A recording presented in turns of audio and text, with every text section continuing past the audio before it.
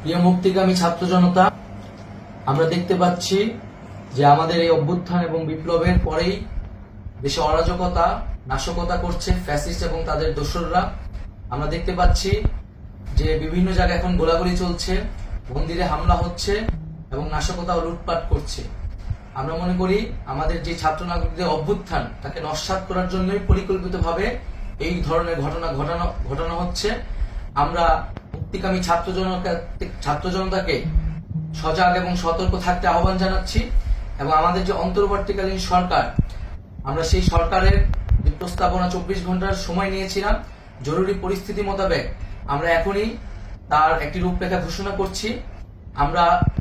আমরা সিদ্ধান্ত নিয়েছি যে সর্বজন গ্রহণযোগ্য আন্তর্জাতিক খ্যাতিসম্পন্ন নোবেল পুরস্কার বিজয়ী ডক্টর মোহাম্মদ ইউনূসকে প্রধান উপদেষ্টা করে অন্তর্বর্তীকালীন সরকার গঠন করা হবে এবং ডক্টর মোহাম্মদ ইউনূসের সাথেও আমাদের কথা হয়েছে।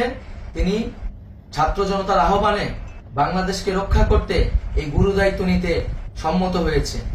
আমরা সকালের মধ্যেই আমরা এই সরকার গঠনের প্রক্রিয়া দেখতে চাই। রাষ্ট্রপতির কাছে আহ্বান থাকবে যে দ্রুত সময়ের মধ্যে ডক্টর মোহাম্মদ ইউনূসকে প্রধান উপদেষ্টা করে অন্তর্বর্তীকালীন সরকার গঠন করা হোক এবং এই অন্তর্বর্তীকালীন সরকারের বাকি সদস্যদের নামও আমরা সকালের মধ্যে ঘোষণা করব। প্রিয় বন্ধুগণ, দেশে যে অরাজকতা চলছে, মানুষের জীবনের নিরাপত্তাহীনতা চলছে, সেজন্য আমরা রাষ্ট্রপতির কাছে আহ্বান জানাচ্ছি দেশে আইন শৃঙ্খলা পরিবেশ ফিরিয়ে আনার জন্য দ্রুত সময়ের মধ্যে কার্যকর ব্যবস্থা নিতে হবে এবং আইন শৃঙ্খলা বাহিনীকে সহযোগিতা করার জন্য মুক্তিকামী ছাত্র জনতাও রাজপথে থাকবে এবং অন্তর্বর্তীকালীন সরকার গঠন না হওয়া পর্যন্ত মুক্তিকামী ছাত্র জনতাকে রাজপথে থেকে তাদের যে অভ্যুত্থান, সেই অভ্যুত্থানকে রক্ষা করতে হবে।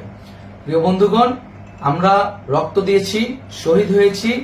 আমাদের যে প্রতিশ্রুতি একটি নতুন বাংলাদেশ গঠন করার জন্য, সেটিকে আমাদের অবশ্যই বাস্তবায়ন করতে হবে এবং অবশ্যই ছাত্র জনতার প্রস্তাবিত সরকার বাদে কোনো ধরনের সরকার কিন্তু মেনে নেওয়া হবে না। আমরা বলেছি কোনো ধরনের সেনা শাসিত সরকার অথবা সেনা সমর্থিত সরকার অথবা এই ফ্যাসিস্টদের দোসরদের কোনো বি টিম সরকার কিন্তু আমরা মেনে নিব না। কোনো গণবিরোধী সরকারকে মেনে নেওয়া হবে না।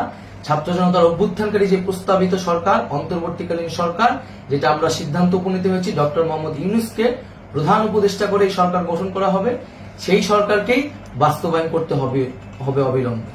আগামীকাল সকাল থেকে সকলকে আহ্বান জানাচ্ছি রাজপথে থাকার জন্য এবং আমাদের যে সাম্প্রদায়িক সম্প্রীতি এবং রাষ্ট্রীয় সম্পদ রক্ষা কমিটির ঘোষণা হয়েছে বৈষম্যবিরোধী ছাত্র আন্দোলনের নেতৃত্বে, সকল পাড়ায় পাড়ায় এলাকায় এলাকায় সেই কমিটি পাহারায় থাকবে। আমাদের সংখ্যালঘু কমিউনিটিকে আমাদের রক্ষা করতে হবে, রাষ্ট্রীয় সম্পদ এবং এই দেশকে রক্ষা করতে হবে আমাদের।